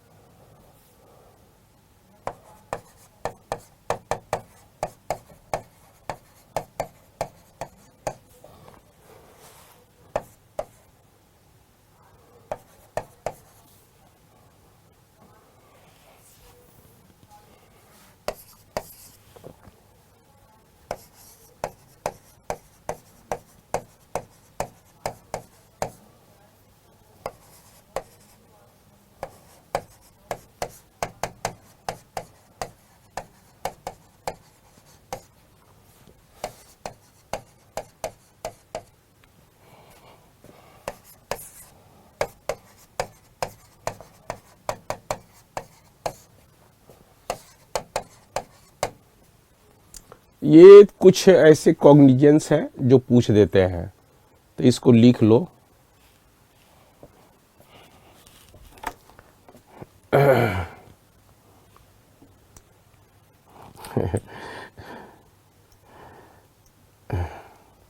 अच्छा एक चीज बताओ, मैं भी तो तुम्हें जो बता रहा हूं बिना देखे हुए बता रहा हूं ना, तो तुमको भी तो करना चाहिए।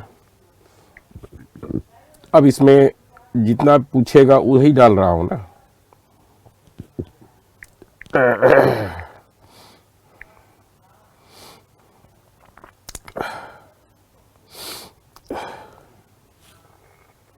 चल एक और चीज देख लेते हैं।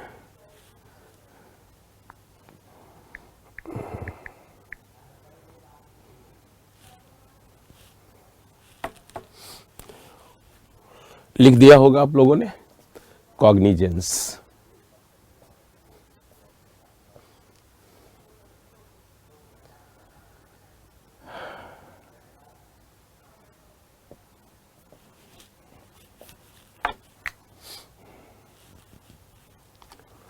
सर थोड़ा नीचे कर दीजिए, ठीक है।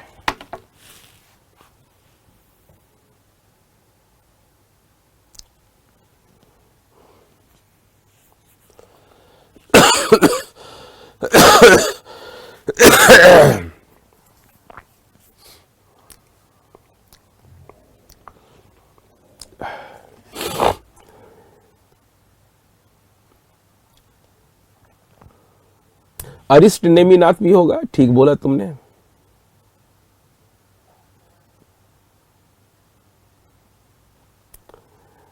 Vishal Singh, okay, you are just asking about whether they have got enlightenment or not.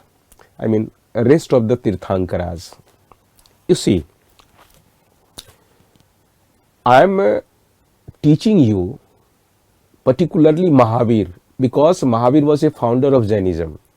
So I have given you a brief, the explanation of renouncement as well as the enlightenment. But insofar another Tirthankars are concerned that they have also got the knowledge and started to lead secluded life. So we can't say that only Mahavir have got enlightenment, but not other the Tirthankaras. They have also got wisdom, or we can say perfection, wisdom of perfection. All Tirthankars have got wisdom of perfection, yeah, we can say a perfection of wisdom. So in such a situation, we can't say that enlightenment was only, in fact, was got only by Mahavir, but not other Tirthankaras. We can't say that.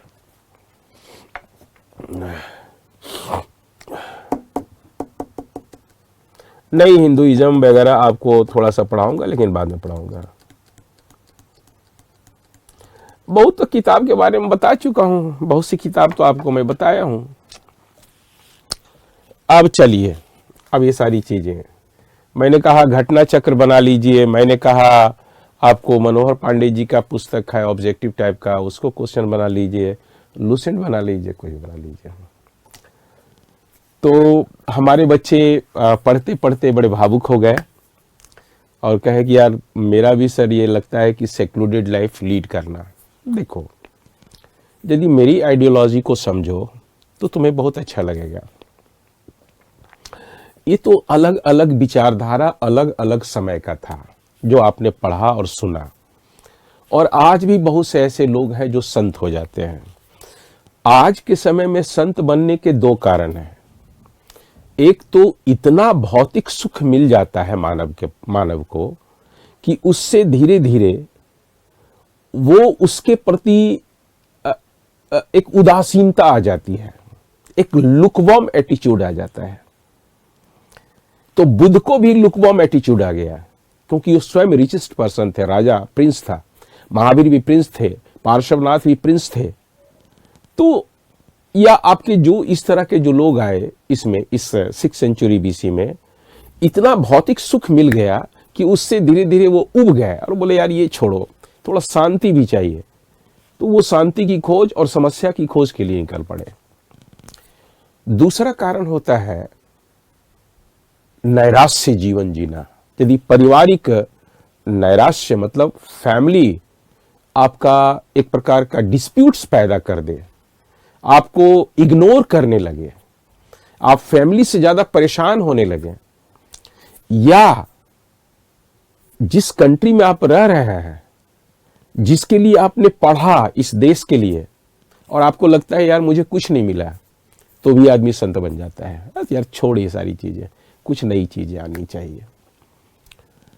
लेकिन मैं कहता हूं कि संत आज के समय में वो है जो समाज, राष्ट्र, परिवार को देखते हुए, उसका निर्वाह करते हुए, उन तमाम दायित्वों का पालन करते हुए, एक दूसरे के प्रति लव एंड कंपैशन को देते हुए, कर्म करते हुए आगे बढ़ जाता है, वही सबसे बड़ा संत है। यदि तुमने कर्म को छोड़ दिया और तुम एक नैराश्य जीवन, एकांत जीवन, भगवान की खोज कर रहे हो, अजगर करे न चाकरी और पंछी करे न काम, दास मलुक्का कह गए सबके दाता राम, तब तो ये गड़बड़ हो गया, तब तुम्हें आलसी बना देगा। तुम कर्म करके दुनिया में महान बन सकते हो, दुनिया का बहुत बड़े संत बन सकते हो। संत का अर्थ ही होता है salvation and welfare for all. मित्ताति परहित कामना परस्य हितस्य भवेय, जो दूसरे की कल्याण की बात सोचे, सर्वे भवन्तु सुखिना सर्वे भवन्तु निरामया की बात करे। और ये आप कर्म करते हुए, आप एक अच्छे इंजीनियर बनते हुए भी आप कर सकते हैं। जहां पे नीडी पर्सन की जरूरत होगा वहां आप मदद करेंगे। नीडी पर्सन को यदि आपने सपोर्ट कर दिया, सहयोग कर दिया, और उसकी जो दुआ तुम्हें निकलेगा, जो तुम्हारे कर्म के प्रति वो जो दुआ देगा, वो शाश्वत होगा, और तुम्हें एक सुकून मिलेगा हृदय में कि हमने कुछ अच्छा काम किया। तो ये you don't think about that कि यार यही लाइफ अच्छा है, ये लाइफ तो बहुत मेहनत करना पड़ रहा है। आज जो तुम कर रहे हो, आज थोड़ा सा कष्ट, पढ़ना एक बहुत कष्टकारी जीवन है, लेकिन यदि तुमने पढ़ लिया और पढ़ करके ट्रू नॉलेज को हासिल कर लिया, तो दुनिया का बेताज बादशाह तुम होगे, अनक्राउंड किंग कहलाओगे। अनक्राउंड, हमें ताज नहीं चाहिए, बेताज व्यक्ति चाहिए। मैं तुम्हें बेताज बनाना चाहता हूं, जो कर्म पे आधारित जीवन को आगे बढ़ाकर परिवार, देश, राष्ट्र, समाज की सेवा करते हुए ईश्वर को प्राप्त करना ही सच्चा संत कहलाता है। चलिए, wish you all the best. तो आगे हम चलते हैं।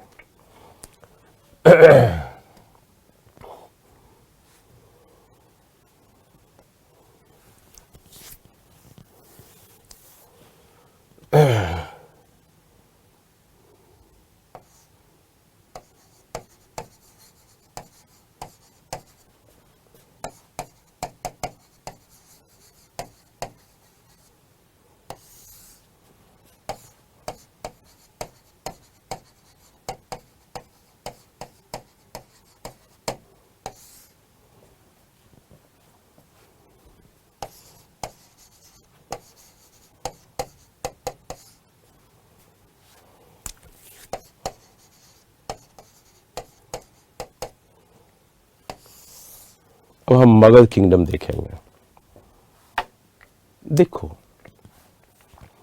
थोड़ा इसको समझो, सब चीज लिखने की जरूरत नहीं है, फिर मैं आपको लिखवाऊंगा।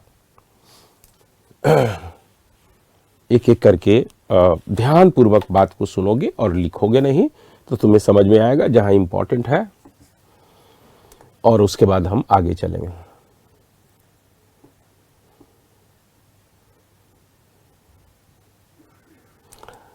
तो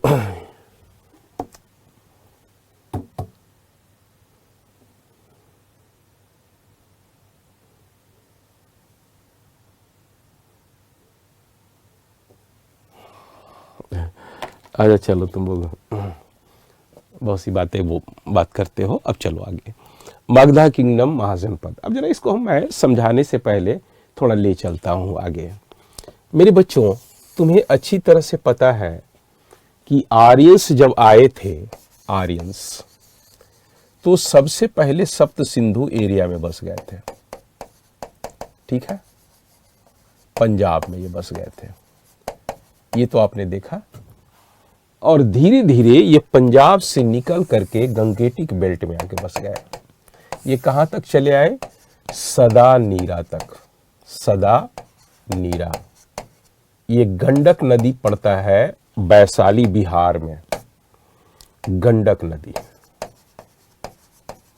गंडका रिवर, सदा नीरा, ठीक है, यहां तक पहुंच गए। तो चूंकि ये फर्टाइल एरिया मिला, तो पहले मैंने आपको बताया कि क्षेत्र था, अब जनपद और महाजनपद की स्थापना होने लगा। तो कुछ ये जो आपका गंगा का जो बनारस का एरिया है ना, बनारस से जो इधर से जा रही है, ये तिरहुत एरिया कहलाता है। ये आपका नॉर्थ बिहार एरिया है। आगे बढ़ करके गंगा ऐसी जा रही है, तो ये नॉर्थ बिहार एरिया में नेपाल की तराई तक रिपब्लिकन स्टेट की स्थापना हुआ। रिपब्लिकन स्टेट्स की स्थापना हुआ, ठीक है, ये 6th सेंचुरी बीसी में। तो बहुत से रिपब्लिकन स्टेट्स की स्थापना हुआ। जैसे आपने सुना कपिल वस्तु रिपब्लिकन स्टेट, नेपाल की तराई में ही बनाया गया था। कोलिये रिपब्लिकन स्टेट बना। उसी तरह से आपका मल्ल या पावा रिपब्लिकन स्टेट बना। उसी तरह से यंत्रिका republican state, Vajji republican state, आपने नाम सुना होगा, लिच्छवी रिपब्लिकन स्टेट। तो ये सारे 8 प्रकार के रिपब्लिकन स्टेट इस एरिया में बैठा। रिपब्लिकन स्टेट किसको कहते हैं? जो आपने देखा अर्ली वैदिक पीरियड में राजा का चुनाव होता था और सभा समिति, जो उस एरिया के मेंबर्स होते थे, सभा समिति, वो मिल करके राजा को राज प्रशासन चलाने में मदद करते थे। ऐसे कंसेप्ट को ही रिपब्लिकन स्टेट कहते हैं। तो दुनिया में पहली बार रिपब्लिकन स्टेट की स्थापना सबसे पहले आपका गंगेटिक बेल्ट बिहार में ही हुआ था। तो इस नॉर्थ बिहार और नेपाल की तराई में रिपब्लिकन स्टेट की स्थापना हुई। और पंजाब से लेकर के, मतलब अफगानिस्तान, पंजाब के अंतर्गत अफगानिस्तान एरिया वगैरह सब था, अफगानिस्तान पंजाब से लेकर के आपका साउथ बिहार तक 16 किंगडम्स की स्थापना हुआ। किंगडम्स की स्थापना हुआ, 16 किंगडम्स, 16 महाजनपद की स्थापना हुआ, जो बड़े बड़े जनपद थे। और ये 16 किंगडम्स का जो राजा होता था वो हेरिडिटरी होता था। राजा के बाद उसका बेटा गद्दी पर बैठेगा, बेटा के बाद उसका पोता गद्दी पर बैठेगा, पोता के बाद उसका जो है छरपोता गद्दी पर बैठेगा, परपोता गद्दी पर बैठेगा, फिर छरपोता गद्दी पर बैठेगा, फिर लकड़पोता गद्दी पर बैठेगा, फिर कड़कपोता गद्दी पर बैठेगा। मतलब राजा क्या ही वंश गद्दी पर बैठेगा। तो ये आपका राजवंश के रूप में यहां पे आपका किंगडम्स की स्थापना हुआ, 16 महाजनपद का। तो आपने नाम जैसे सुना होगा गांधार महाजनपद, जिसकी राजधानी थी तक्षशिला। शकुनी महाराज का नाम सुना होगा, वहीं के थे, गांधारी वहीं की थी। कंबोज महाजनपद नाम सुना होगा, अफगानिस्तान में था, राजपुर उसकी राजधानी थी। सुरसेन महाजनपद, इसकी राजधानी मथुरा था। पांचाल महाजनपद, आपने नाम सुना होगा, रोहेलखंड में, इसकी राजधानी अहिक्षेत्र या काम्पली था। आप ये सारा नाम सुने होंगे। चेदी महाजनपद सुक्तामती मध्य प्रदेश में था। मेरे प्यारे बच्चे, कुरु महाजनपद इंद्रप्रस्थ इसकी राजधानी थी, और हस्तिनापुर। काशी महाजनपद बनारस उसकी राजधानी थी। कौशल महाजनपद श्रावस्ती उत्तर प्रदेश इसकी राजधानी थी। अंग महाजनपद भागलपुर बिहार में था। अवंती महाजनपद मध्य प्रदेश, जिसकी राजधानी उज्जैन था।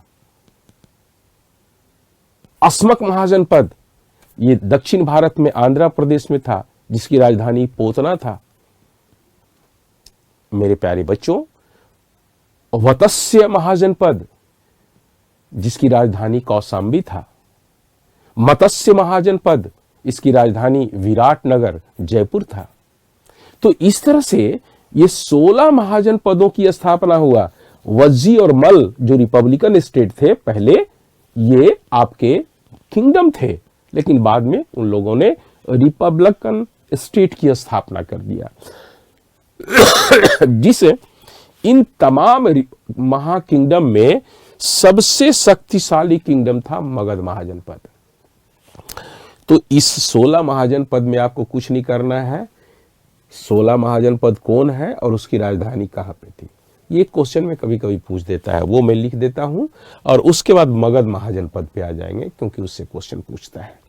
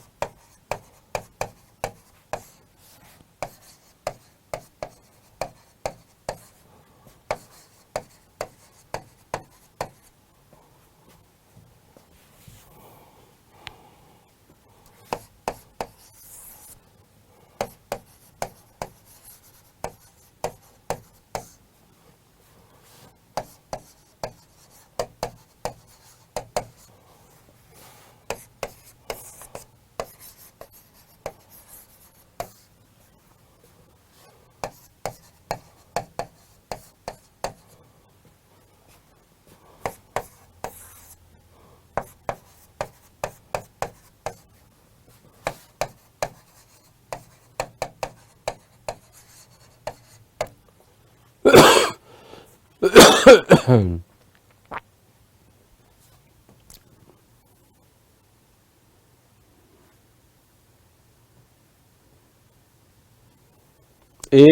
छूट गया है, ये टोटल नंबरिंग में छुटा है 5। यहाँ पे 4 के बाद मैंने 5 6 लिख दिया हूँ, यहाँ 5 लिख देना, ये छोड़ दिया हूँ।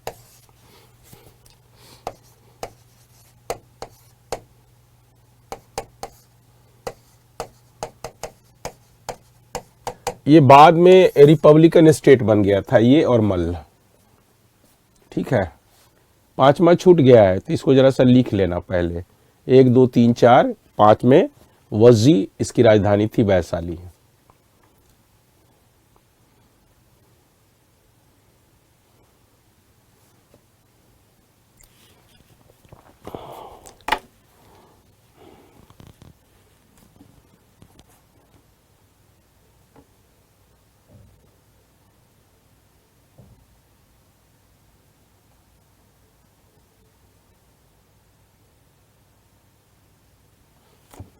ठीक है, देखो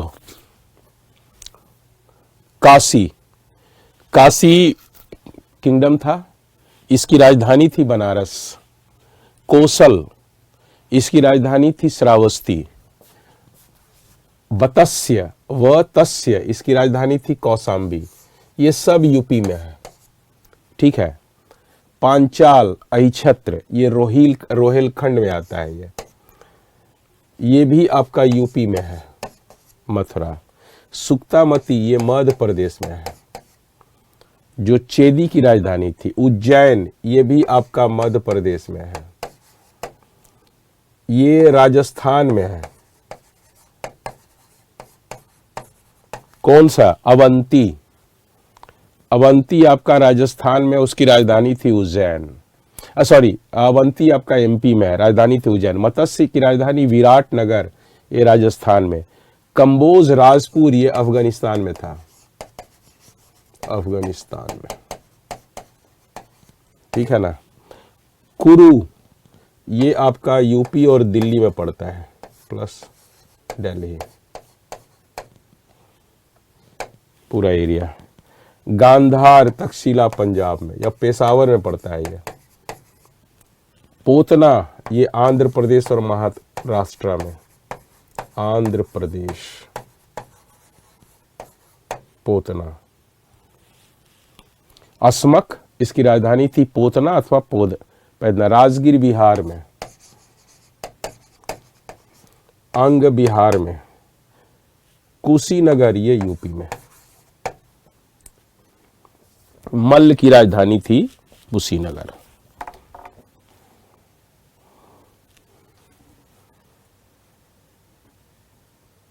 कोसला, KOSALA, कोसल का श्रावस्ती, अब उसको अयोध्या भी कहते हैं। श्रावस्ती ऐसे भी तो डिस्ट्रिक्ट है यूपी में, श्रावस्ती डिस्ट्रिक्ट आज भी है पांडे जी।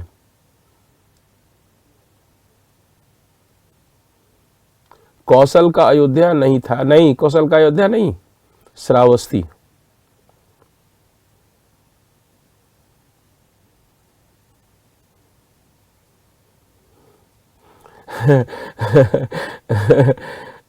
नीरज सिंह, क्या बात पूछ रहा है तो यार तू संस्कृत में, तुम अब इसको संस्कृत में याद रखोगे।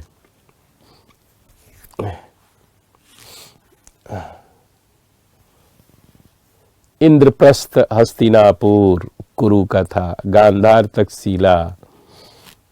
अस्मक पोतना या पोदना आंध्र प्रदेश। और मगध राजगीर बिहार।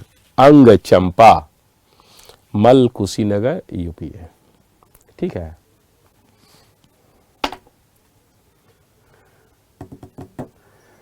तुम लोग बहुत मेहनत किए हो मेरे साथ।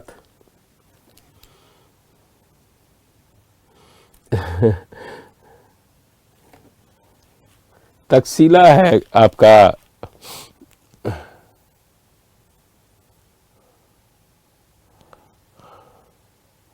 पांचाल अहिछत्र या काम्पिल्य। सुरसेन मथुरा यूपी। चेदी सुक्तामती। अवंती उज्जैन। मत्स्य विराट नगर राजस्थान में है।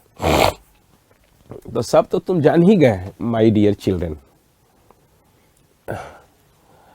अभी तो प्रियांश वर्मा जी, अभी तो थोड़ा सा समय है। प्राखर प्रकाश, काम्पली क्या था सर? राजधानी थी, या उसे अहिछत्र भी कहते हैं और काम्पिल्य भी कहते हैं।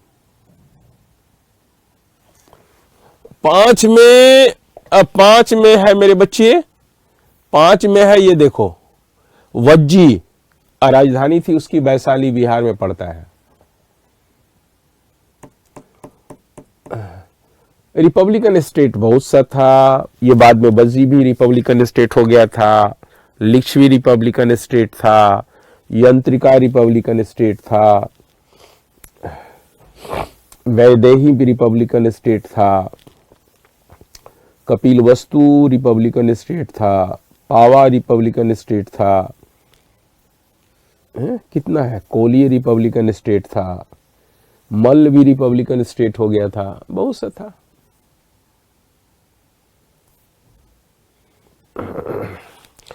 पांचाल मध्य प्रदेश में पड़ता है। बुंदेलखंड का नाम सुना होगा, ये कहां लिखा हूं? मथुरा, सुरसेन, पांचाल, अहिक्षेत्र, काम्पली। नहीं, ये आपका पांचाल पर जगह अहिक्षेत्र, काम्पली। ये आपका क्या है? बुंदेलखंड, पांचाल बुंदेलखंड, और चेदी जो है आपका मध्य प्रदेश में। बुंदेलखंड कहाँ पड़ता है? सॉरी, रोहिलखंड, बुंदेलखंड, रोहिलखंड गड़बड़ा जा रहा।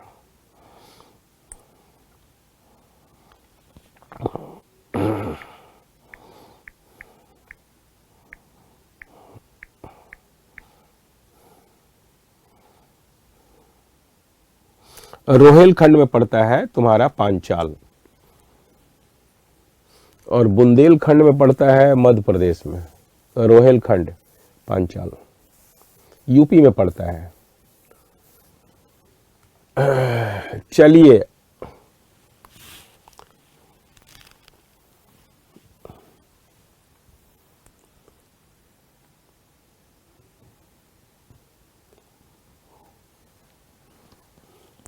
इसकी राजधानी पूछ देगा और ये कहाँ था यही पूछता है, इससे ज्यादा नहीं पूछेगा आपसे।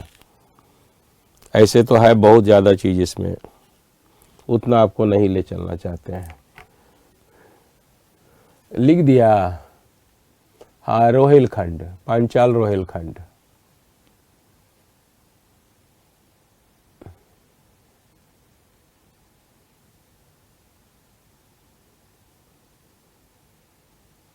तो लॉयन का रहने का अर्थ क्या हो गया? लॉयन जो है शक्ति का प्रतीक था, तो ये अपने तपस्या से शक्ति को प्राप्त किए थे। तुम लॉयन को उस रूप में नहीं देखो ना कि नॉन वायलेंस, शक्ति का प्रतीक, तपस्या से उस शक्ति को प्राप्त किए थे। ये कॉग्नी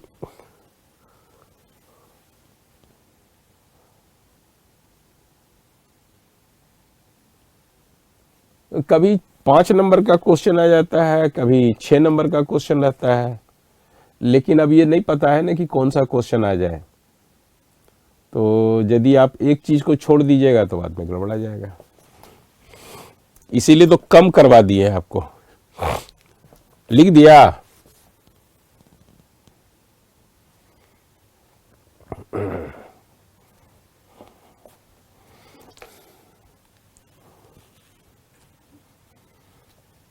गांधार पेशावर का नाम सुने हैं ना? गांधार, गांधारी, गांधार, ये तक्षशिला पड़ता है वहीं पे। कंबोज पड़ता है अफगानिस्तान में।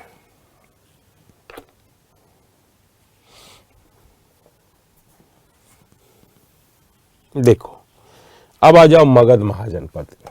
मैंने क्या कहा? ये 16 महाजनपदों में सबसे शक्तिशाली कौन था? मगध महाजनपद।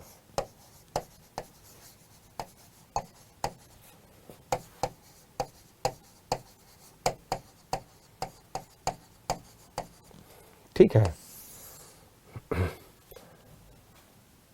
मगध महाजनपद 600 से लेकर के, ये सारा 600 से ही बता रहा हूं, BC तक हमको पढ़ना है इसमें, इसी से क्वेश्चन ज़्यादा पूछता है। तो अब इसको देख लीजिए, मगध महाजनपद, ये चैप्टर खत्म हो गया तो जल्दी से हो जाएगा आपका एंशिएंट हिस्ट्री खत्म। ये बहुत इंपॉर्टेंट चैप्टर है, ये सबसे बड़ा चैप्टर था, और बाकी चीज़ें तो आपका समाप्त हो जाएगा। तो देखिए मगध महाजनपद, मैंने ये कहा सिर्फ सुन लो, लिखने की जरूरत हर चीज़ नहीं है। ये 16 महाजनपद में सबसे शक्तिशाली महाजनपद ये मगध को क्यों माना गया? तो मगध महाजनपद जो है ये साउथ इंडिया में स्थापित हुआ था, मतलब गंगा का किनारा, साउथ किनारा जो है वहाँ से लेके झारखंड तक, तो ये साउथ बिहार में स्थापित हुआ था। और ये एरिया जो था वो कीकट एरिया कहलाता था, कीकट एरिया कहलाता था। ठीक है, तो मैं समझ रहा हूँ कि टाइम हो गया है थोड़ा ब्रेक का, और मैं आपको ब्रेक दे रहा हूँ और उसके बाद क्लास आपका शुरू करूँगा, क्योंकि आप फिर थोड़ा सा डिस्टर्ब होंगे। तो आज यहीं तक रहने दीजिए, ब्रेक के बाद फिर क्लासेस शुरू करता हूँ।